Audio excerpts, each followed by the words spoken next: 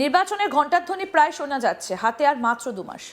2026 সালে বিধানসভা নির্বাচনকে সামনে রেখে পশ্চিমবঙ্গের রাজনীতি যখন প্রতিদিনই নতুন নতুন চমক দিচ্ছে, ঠিক সেই মুহূর্তে এক যোগদান রাজ্য রাজনীতির অন্দরমহলে নতুন করে আলোচনার আগুন জ্বালিয়ে দিল। বুধবার কলকাতায় তৃণমূল কংগ্রেস ভবনে আনুষ্ঠানিকভাবে শাসক দলে যোগ দিলেন অরুণা মার্ডি, বিজেপির সাংসদ খগেন মুর্মুর দ্বিতীয় স্ত্রী। ঘটনাটা শুধু একটা দলবদল নয়, বরং মালদা জেলা এবং জনজাতি রাজনীতির সমীকরণে এক তাৎপর্যপূর্ণ রাজনৈতিক বার্তা বলেই দেখছেন রাজনৈতিক বিশ্লেষকরা। অরুণা মার্ডির পরিচয় শুধুমাত্র খগেন মুর্মুর দ্বিতীয় স্ত্রী এই সীমাবদ্ধতায় আটকে থাকছে না, বরং এই পরিচয়ের সঙ্গে জুড়ে যাচ্ছে এক দীর্ঘ রাজনৈতিক প্রেক্ষাপট। খগেন মুর্মু মালদা জেলার জনজাতি রাজনীতির দীর্ঘদিনের পরিচিত মুখ। সিপিআইএম এর টিকিটে হবিবপুর থেকে টানা 3 বার বিধায়ক, পরে বিজেপিতে যোগ দিয়ে 2019 সালে মালদা উত্তর লোকসভা কেন্দ্র থেকে সাংসদ। এই রাজনৈতিক যাত্রাপথই তাকে জেলার অন্যতম প্রভাবশালী জনজাতি নেতা হিসেবে প্রতিষ্ঠা করেছে। সেই নেতার পরিবার থেকে একজন গুরুত্বপূর্ণ মুখের তৃণমূলে যোগদান যে নিছক ব্যক্তিগত সিদ্ধান্ত নয়, তা রাজনৈতিক মহলের কাছে স্পষ্ট। তৃণমূল কংগ্রেস ভবনে অরুণা মার্ডির হাতে দলীয় পতাকা তুলে দেন শিক্ষামন্ত্রী ব্রাত্য বসু এবং বনমন্ত্রী বীরবাহা হাঁসদা।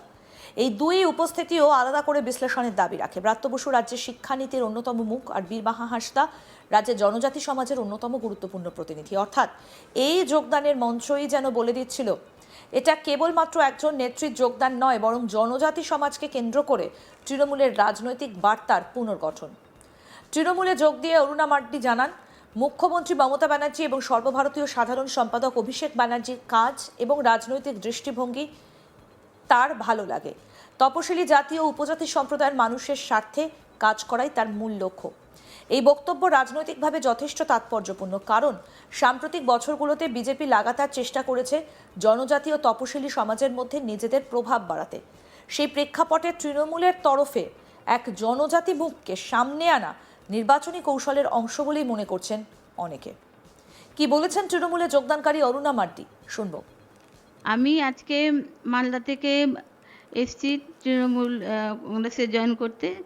দিদির নেতৃত্বে, দিদির কাজ আমার ভালো লাগে, অভিষেক বাবুও তাদের নেতৃত্বে, তাদের কাজের জন্য আমি এতদিন সিপিএমের হয়েও কাজ করেছি।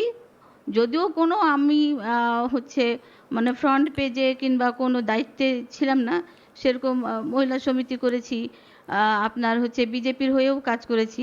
আজকে আমি কোনো জায়গা পাইনি সেখানে, যার জন্য আমি একটা মানে জায়গায় থেকে, ম্যাডাম বলেছেন যদিও, যে একটা জায়গায় থেকে আমি যাতে এসটি এসসিদের গ্রামগঞ্জে যে আপনার মহিলারা অবহেলিত, তারা কোনো রকম সুযোগ সুবিধা থেকে বঞ্চিত, তাদের জন্য আমি কাজ করতে চাই বলে আজকে আমি এই দলে যোগদান করলাম।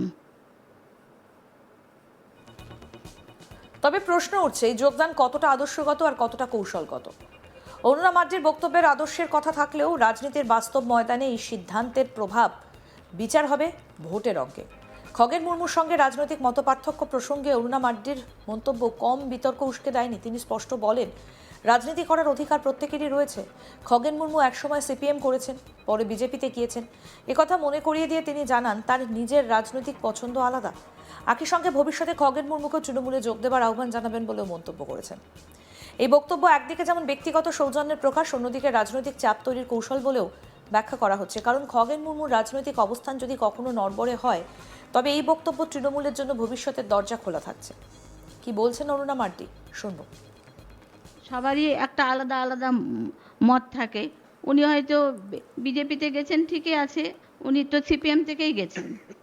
আমারও ইচ্ছা, আমার ম্যাডামকে, মমতা ব্যানার্জিকে, অভিষেক ব্যানার্জির আমার কাজকর্ম ভালো লাগে, আর আমি ওই জন্য আমার মনের ইচ্ছা আমি কাজ করব।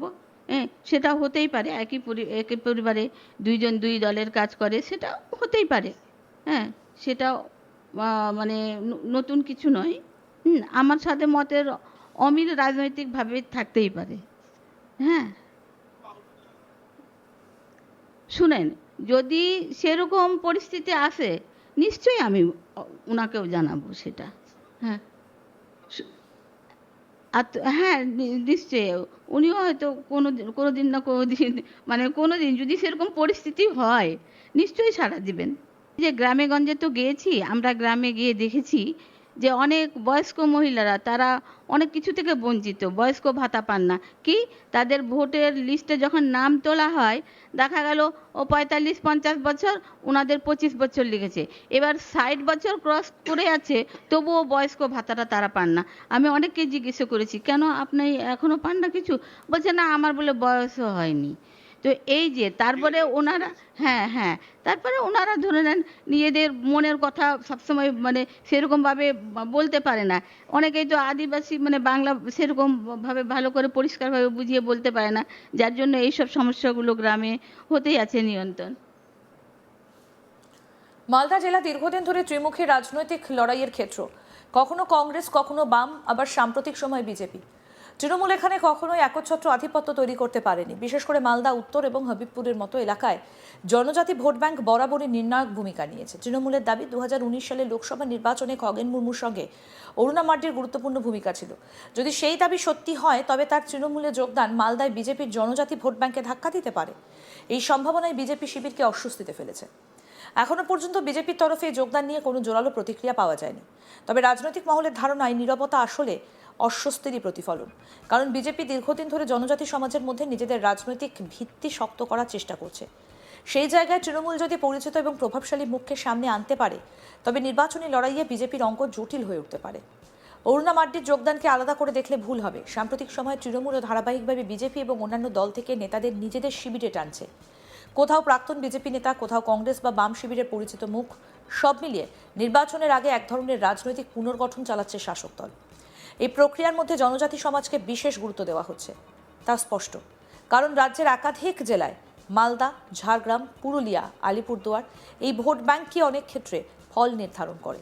তবে এই যোগদান ঘিরে সমালোচনাও কম নয়। বিরোধীদের প্রশ্ন, এ কি আদর্শের রাজনীতি নাকি ক্ষমতার রাজনীতি? একজন সাংসদের পরিবারে সদস্যদের দলবদলকে কি রাজনৈতিক নৈতিকতার নিরিখে দেখা যায়, নাকি এটাই ভারতের রাজনীতির চিরাচরিত বাস্তবতা, যেখানে ব্যক্তিগত সম্পর্ক ও রাজনৈতিক কৌশল মিলেমিশে যায়? এই প্রশ্নগুলোর সহজ উত্তর নেই, তবে এটুকু নিশ্চিত, এই যোগদান পশ্চিমবঙ্গের নির্বাচনী রাজনীতিতে নতুন মাত্রা যোগ করেছে। সব জল্পনা, সব বিশ্লেষণের শেষ বিচার হবে ভোটের বাক্সে। অরুণা মার্ডির তৃণমূলে যোগদান কি সত্যিই মালদায় জনজাতি ভোট ব্যাংকে প্রভাব ফেলবে, নাকি এটা শুধু সংবাদের শিরোনামেই সীমাবদ্ধ থাকবে? বিজেপি কি পাল্টা কোনো কৌশল নেবে? খগেন মুর্মুর রাজনৈতিক অবস্থান কি অপরিবর্তিত থাকবে? কারণ 2026 সালে বিধানসভা নির্বাচন যত এগিয়ে আসবে এই প্রশ্নগুলোর উত্তরও তত স্পষ্ট হবে। তবে আপাতত এটুকু বলা যায়, বাংলার রাজনীতিতে খেলা জমে উঠেছে, আর সেই খেলায় অরুণা মার্ডির যোগদান নিঃসন্দেহে এক গুরুত্বপূর্ণ চাল।